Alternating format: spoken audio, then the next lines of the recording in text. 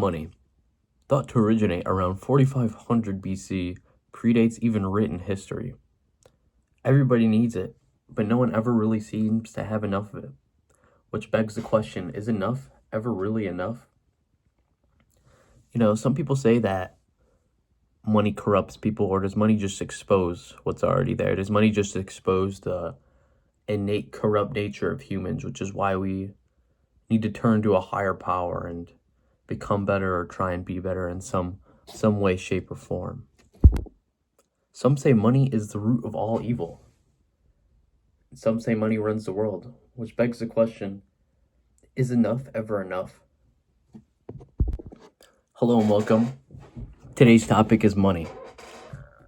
I'm deciding to make this video in light of finishing a book called The Psychology of Money by Morgan Housel. It was a great read and honestly made learning about money and economics and stocks and many complicated topics easy to digest for people who aren't super experienced or new to economics or new to money. Like, you don't even have to have ever taken any classes in high school or college to understand this book and read it and really digest what's in here. It was really a great read. And before I get on to the rest of this video, I just wanted to share two of my favorite lessons from this book.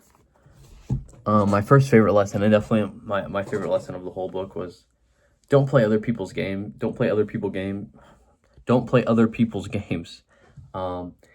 And what that means is you just need to be cautious, because there are a lot of people in today on social media, people you'll meet at work, people you'll meet at school who are going to tell you this is how you got to get rich, this is how you got to get money, this is how I did it.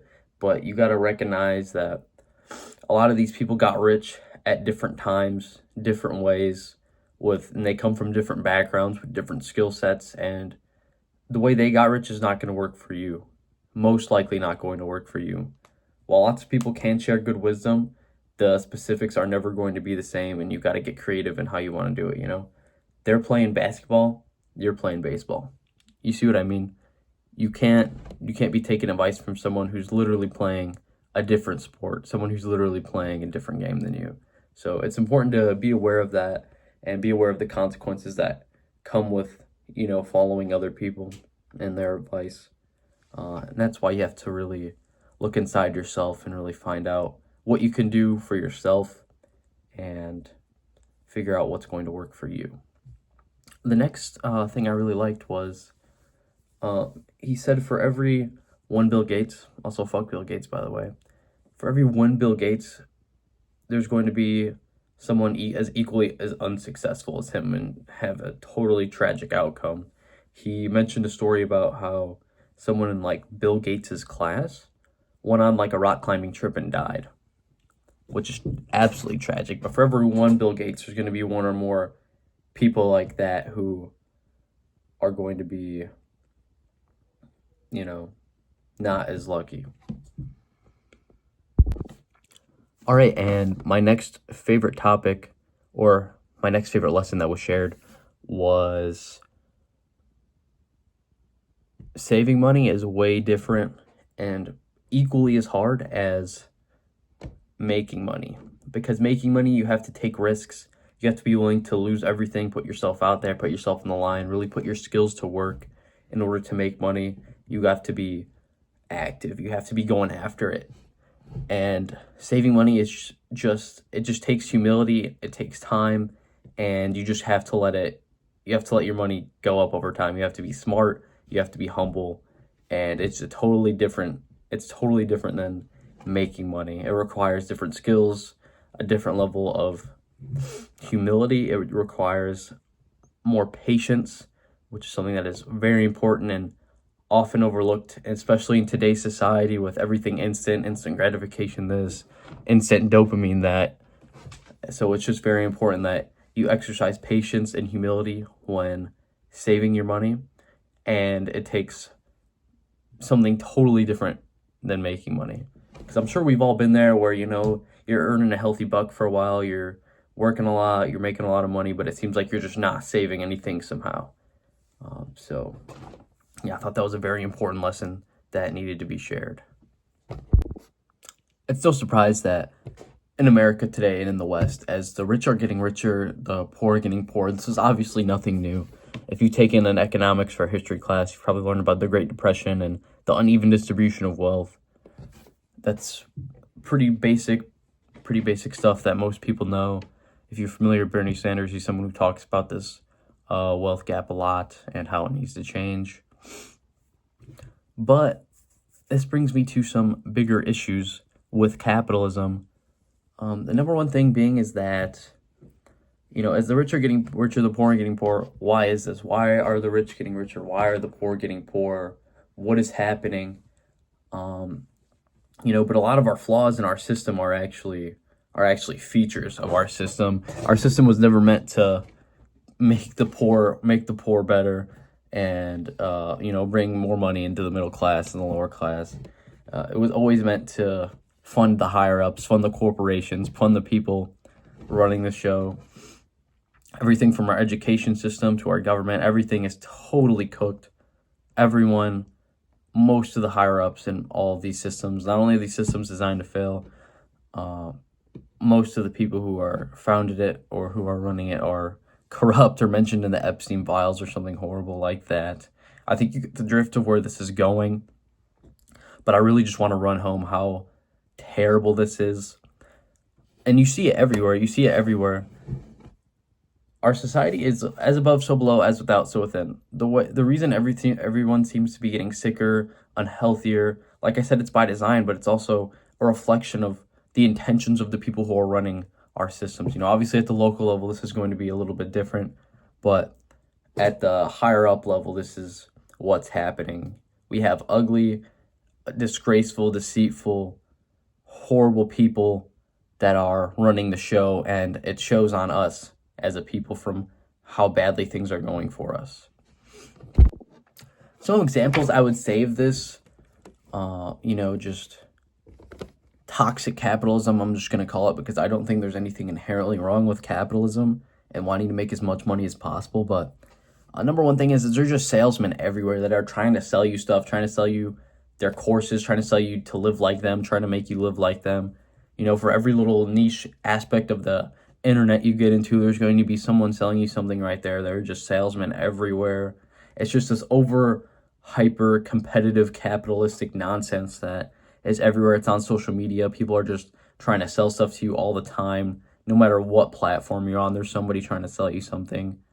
Other than Facebook Marketplace, which I actually think is a good thing because it's going to promote community bridges, community connections.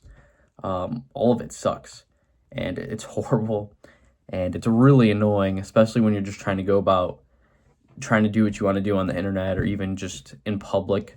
Salesmen are, it's not fun. It's not fun, and it's not healthy either. And a lot of this just leads to more materialistic thinking, materialistic and hedonistic ideologies where people are more obsessed with themselves rather than the bigger picture. People are leaving God, and I'm not saying God in like a Catholic or Christian type of sense. I'm just mean God as in like, working for the greater good of your community, for your family. All this materialistic, hedonistic nonsense it's garbage, and it's making us more selfish. It's pulling us apart. It's making people more self-centered. So it's, everybody knows those people that are what am I trying to say? Those people that are the very self-important. Everything revolves around them. The world revolves around them. And a lot of that's just a product of capitalism, in my opinion. And obviously take everything I say with a grain of salt, but it seems to be pretty clear that that's what's going on, and that's why a lot of people act that way. Another thing I would like to critique is, inflation and how that's often manipulated by higher ups. Because, inflation and just the cost of things and living, like the cost of college is crazy. Like, because college is, like, people like to make it seem like college is an absolute waste of time and money, but it's only an absolute waste of time and money for people who don't know what they want to do, and for people who don't really have a game plan for how they want to make money, how college is going to help them. this and that, because people just go in there and think they can get some random degree and somehow benefit, which is obviously not true. But that's why college tends to be, a waste of time for some people and not work out, which is unfortunate, which is why I think also in our capitalist society, everything is like, go, go, go. You need to do this, you need to do that. Kids aren't really given a lot of time. Like, our school system sucks. And it's really set up to make kids fail and not want to do school anymore, but make them less smart. But for the ones who do want to pursue higher education, it makes it impossible to achieve that higher education without going to debt, number one. And number two, this higher education is, the kids who want to do it, a lot of them just do it because they feel like they have to do something. People want to commit to something in their life because they don't want to end up being 30 or 40 and regretting their decisions of not doing something or pursuing their passions. So they go to college, but they're unhappy in what they're doing. They're unhappy in what they want to do. Kids need to be given more time after high school in order to figure out what they want to do for themselves, what they want to do for their family. People need to take time to look inside and explore and really see what their calling is and what they want to do and what they'll be happy doing. And if they want to do anything at all, because the value of someone is not based off of what they can contribute to society. This is another thing wrong with capitalism, is that we always place value on something in terms of how much of an economic gain it is or how profitable it is. That's why some people support killing people with disabilities, because they're just an economic strain on society. It's like, well, we're not living in the Stone Ages anymore too, and it's just a load of bullshit and nonsense. But I'm gonna circle back to what I said about inflation, is that a lot of inflation is usually man-made, because there's lots of different reasons for why inflation and the price of things may go up, the price of housing,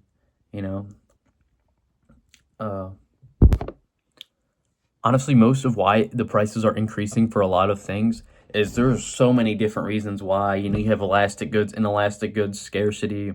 If you've taken economics, you know what scarcity is. It's just like there's a finite number of resources on this earth, so that's why water is very cheap, because there's water basically everywhere.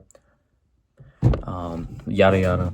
But anyways, a lot of what we see recently is we have something that does cause actual inflation to some degree, and then you have corporations that it's called price gouging, but they'll basically just keep the prices inflated and keep it elevated for things that people need, food, fuel, housing, whatever.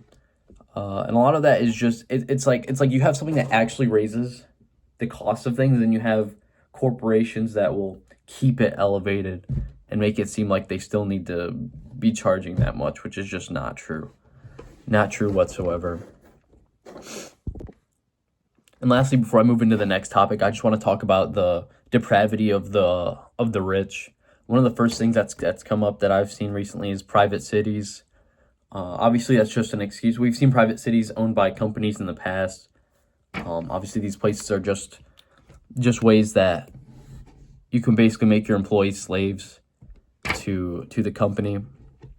You have places that house them, feed them, but then they're not allowed to leave. They're not allowed to go anywhere.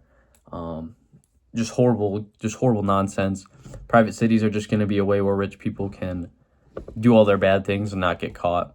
And mark my words, if we do start seeing private cities in the future, it's going to be horrible. They're going to be trafficking hubs of the entire world, and it's something that we should all be cautious of.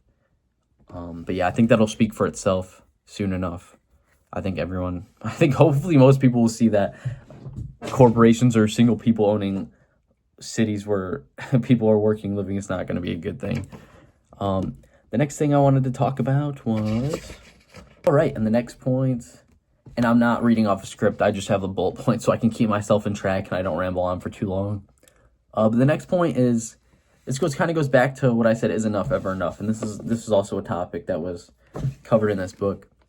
I think it really goes to show that money's not the answer to a lot of things or a lot of problems, and money doesn't buy happiness, because especially if you look at the Epstein files, they have all of these rich people who could basically have anything they want, but they still decide to cheat on their wives, cheat on their spouses. They still decide to go for underage girls. They decide to do all sorts of horrible, like even like ritualistic weird things. Like if you've seen any of the weird like Pizzagate or Bohemian Grove stuff, it's like you still just have so much weird behavior. It's like, why?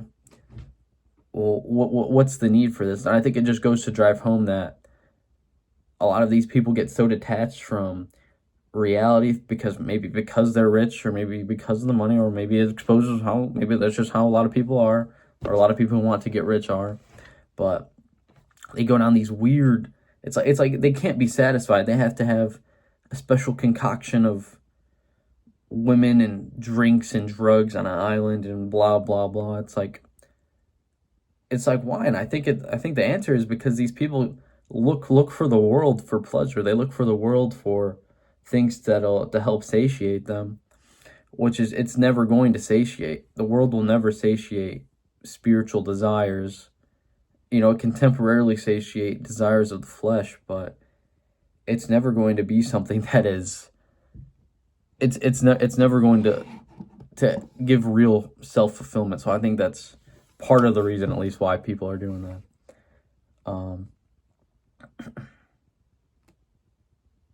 Yeah, I think I hit all the bullet points I wanted to them. Last thing I want to talk about is how a lot of social media, this isn't necessarily a product of capitalism, but I would say social media kind of goes hand in hand with capitalism at this point, just because of marketing and sales and all that type of stuff. But is desensitization. I think a lot of why social media, a lot of the things we see on social media are just meant to desensitize us, right? To seeing people dying, seeing people getting hurt, seeing horrible things happen, seeing disasters, seeing death, seeing literal death, seeing war zones. All of that stuff is meant to desensitize us. They want people to go out and look at this stuff. They want stuff like that to come on your feed. You know, if you've had Instagram, you know what I'm talking about. You know, there's some pretty awful things you can see on there. But it's clear that one of the goals of social media is to help desensitize people to tragedies, to horrible things that are happening. But it's good to see different things around the world, and it's good to see, and it's not good, but it's good to know about things that are happening, and seeing it firsthand can make you second guess things about what you're supporting and what you're doing, which can be good. But a lot of it's just desensitizing people. It's the same thing with pornography. It's desensitizing men. It's just fake nonsense that just corrupts your brain and gives you wrong ideas about things, and I think is meant to make people hopeless and introverted and not want to go out of their house and be normal people and function like normal people, which is another goal of the system, is to make people unhealthy. Obviously, by that, you know, like from the trash food that's everywhere, like, because the food that's affordable is often garbage, and food that is good is often, you know, the prices of it are going to be pretty high. It's really unfortunate. And then you have our system that's set up to, you know, medicate more often than actually treat or cure the disease or illness, if there is a cure, or if it is even actually treatable, you know. But that's just one of the goals, is to keep us unhealthy, keep us getting sick, keep us weak, keep us needing something to latch on to, when the answer is within all of us. The answer for peace, happiness, love, everything is within all of us, and the answer is love every time for a lot of these problems. But yeah, moving on. The next thing I want to talk about, probably the biggest critique of capitalism, is that us in the West, everything that we have, everything that we know, is built off of unsustainable nonsense. And what do I mean by that? By unsustainable, I mean quite literally, like, a lot of the clean energy we're getting, a lot of the stuff that comes from China, a lot of the farms and such that hire migrant workers. You know, a lot of these systems are unsustainable, and I'll explain why. So when you have a large group of people, or not a large group of people, when you have, you know, America as it is, and all of our demands, it's natural that the people at the bottom are going to get the shit end of the stick. If you take a look at Africa, like, a lot of this clean energy and stuff that is being mined, and a lot of our natural resources that are being mined for all the stuff we need, is often through basically slave labor, right? You have children, you have mothers, you have fathers that all of them will go to work at the mines just because they won't be able to afford any food. They won't be able to eat anything back at home. So they have to put their kids to work as early as possible so everyone can eat and everyone can just barely scrape by and survive. And that's horrible. Not only like the child labor part alone, but these families are being forced to just put everyone to work in order to survive off of breadcrumbs a day, like literally breadcrumbs a day. If you go on, you can just go on YouTube or on the internet and look this up, but like so many kids in many different parts of Africa have to go to work just so they'll be able to eat. And not work in like a tribal sense, like they have to go and do this. Like they're working for a company to mine natural resources for a lot of the stuff that we use here in the US, which has been one of my critiques of the, green or clean energy like solar, electric, things like that, is it's going to use up natural resources mined by kids, which is, that's just horrible. We need to fix it from the bottom up. We need to have better things in place. And like, take a look at China. China's said they've publicly spoken out against child labor, which is a good thing, but it still happens, and there's still a lot of loopholes where, kids in China will go to like a school or something like that, but the school actually just puts them to work at a factory making toys or something like that. And then here in the US, you even have like, migrant workers. God bless their souls. They're the backbone of many things in this country, but they get exploited, they get taken advantage of, they get paid nothing. And a lot of these people are not just coming up from Mexico, they're coming over from Asia, the Philippines. They work in the healthcare, farming, outside landscaping type businesses, construction. And there are a lot of people, and a lot of them do great jobs, and they're really good people, but they're exploited. They don't get paid anything. And a lot of them will pay into a system they will never get anything back from. And it's a tragedy, and it happens right under people's noses everywhere here in the U.S., and people just don't look. People don't look, or they're willfully ignorant. It's horrible, but that's just the sad truth, that these systems are just unsustainable. And another product of them being unsustainable, it's like, all right, even if you have all these people who are willing to work and they're not being forced to work and they're not children, they want to work, they're old enough, is that a lot of these, a lot of what is going on hurts the environment very negatively. This is the next topic I wanted to branch into, is that a lot of capitalism, whether it's mining, deforesting, a lot of this stuff, or conventional agriculture, which I would say is a product of capitalism and trying to make as much food as possible, really hurts the soil. It pollutes the air, it pollutes the water. Like, if the algal blooms down in the sea, hypoxia in waterways, you'll have erosion of prairie soil, forested soil. You'll have, it'll make the world hotter, when you're removing all of the land. You're removing the things that can keep water in the soil, when a lot of what you're doing is just putting excess carbon into the atmosphere. And when you have a government that takes away and doesn't put funding or energy or anything into trying to stop these problems or make fuel efficiency better or invest in science in any way, shape, or form, that's obviously all exacerbated to the whatever degree. But yeah, that's another big thing that often I feel like it gets overlooked. Everyone knows the environment is cooked, but in politics, it's just been a lot about Trump, which is good. He deserves all the hate he gets, from the Epstein files to the war in Iran. But yeah, that's another thing I wanted to talk about. The next topic I wanted to branch into is the ethical and moral considerations around trying to get rich. At what point, like I said, at what point is enough, but also should there be a cap, just a straight up cap on the amount of money people can make or a corporation can make? Should there just be like a baseline cap? I don't know, maybe there should be, but after a certain point of making money, do you have to be unethical about it? Is there such thing as an ethical billionaire? You can definitely have ethical millionaires, but an ethical billionaire? Is that real? Because I want to if you just take something as simple as stocks, for example, I want to participate in stocks and own stocks so that I'll have something that I can compound money with over over a period of time, I can have this to fall back on if things get hard, if I need to pay for my kids' school, something like that. It's really like, it's something as simple as stocks, but then you realize that all the systems that the stocks are built off of is all greed, is all corruption, it's unsustainable, it's built off the backs of child labor. Is that something I want to be a part of? Maybe it means I should invest in a single stock versus, an index fund or something like that. I don't really know. I don't really know if that's ethical or if that's moral, because we have to do what we have to do to make money. But at what point do you have to draw the line with the amount of money you're making and the things you're doing to do that?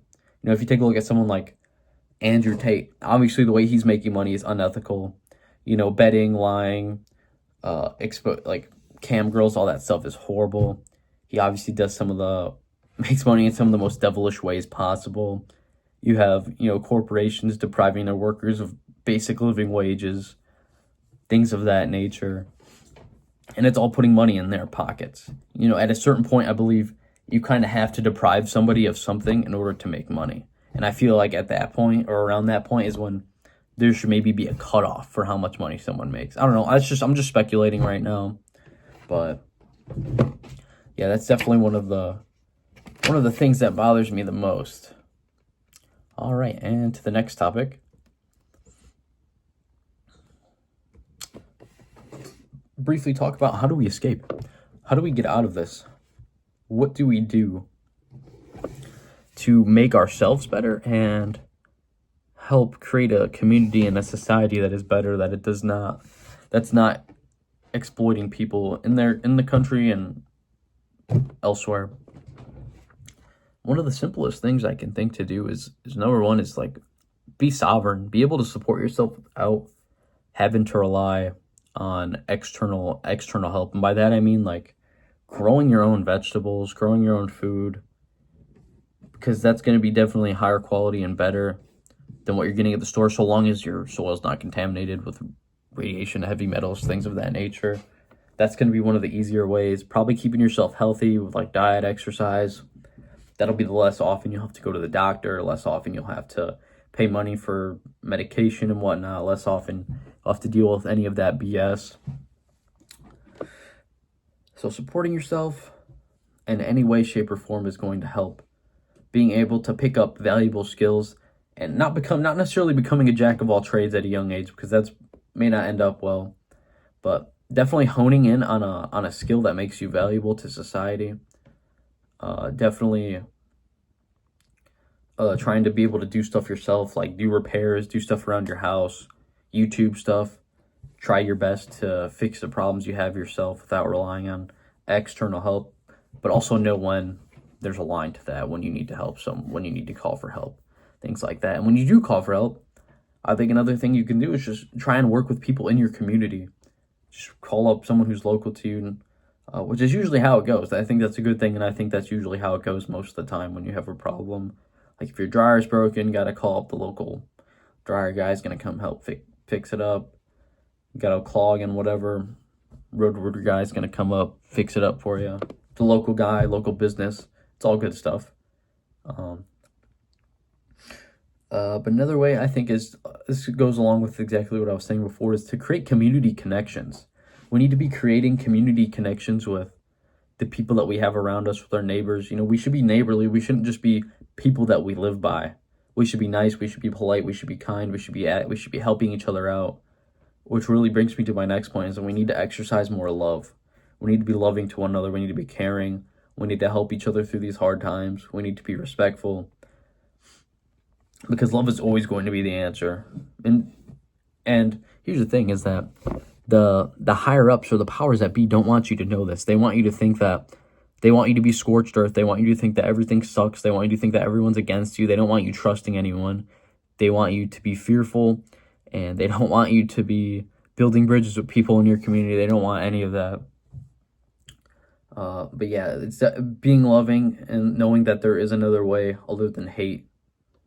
It's love. Love is the answer, and love always will be the answer for a lot of problems. Exercising love in the face of adversity will always give you a better outcome than, most of the time, than using hate or being hateful. And probably the last way we can help each other out is by probably registering the vote and getting involved in the local politics and the federal politics too, and just registering the vote and trying to get some people into office who are actually going to make change, who are actually going to try and make change, who are not supporting Israel, who are for the American people, who are not for foreign wars. Things of that nature are going to be golden in helping us progress towards a better society, towards a better tomorrow for not only me, but the kids in Africa, the people in China, people who are here in the U.S. working illegally or legally, who are being exploited, for our neighbors to the north and south, for our neighbors across the sea, for basically everyone in the world. I think that should be the goal, and I think a lot of people get so caught up in being exact in arguments that they miss the broader point of trying to be better as a person and trying to just make a better society and a better world for everyone. But yeah, I don't have anything else planned on the agenda for today. That was it. That's all I have to say. There's nothing more. But yeah, I'll see you guys on the flip. Thank you very much, and take it easy. Have a good day and spread some love.